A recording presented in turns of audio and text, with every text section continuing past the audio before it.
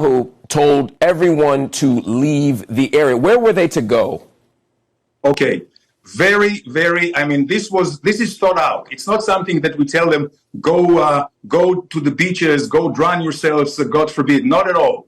There is a huge expense, almost endless space in the Sinai desert, just on the other side of Gaza. The idea is, and this is not the first time it will be done, the idea is for them to leave over to the open areas where we and the international community will prepare the infrastructure, tent cities with food and with water. Are you saying the other side that go to Egypt?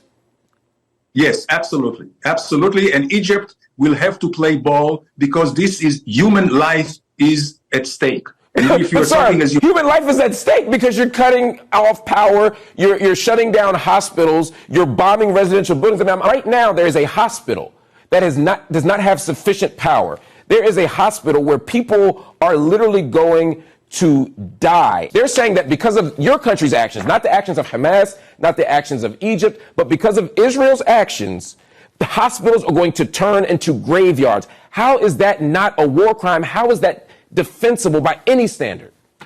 First of all, the war crime, if anything, is Hamas. They are the ones, and I know exactly what you're talking about. Hamas does not allow, sometimes when they can, they keep those civilians captive. They don't allow them to run away. You may accept that that's what you want to do, but this is absolutely a contravention of international law. Well, I'll tell you exactly. No, had we pushed them into the wall, we're not pushing them to the wall. We want to open a humanitarian corridor so they can leave. But if Hamas, so that who can leave? Citizens? You're saying civilians can leave, but only through the Rafah border, correct? At this point, yes. So they can't come. Where else? Your country. They can come into Israel.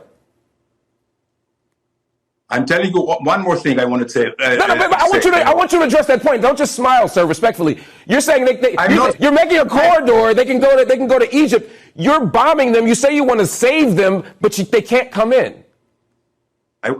First of all, I'm not smiling. I'm crying in my heart. I'm crying in my heart for all the butchery of thousands of Israelis. Why do you think the world is with us?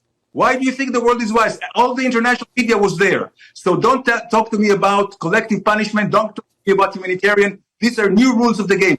There is no coexistence with Hamas, which is worse than ISIS, and we will not stop. We are allowing the population to leave. But if Hamas will surrender, there won't be any problem whatsoever. Benjamin Netanyahu told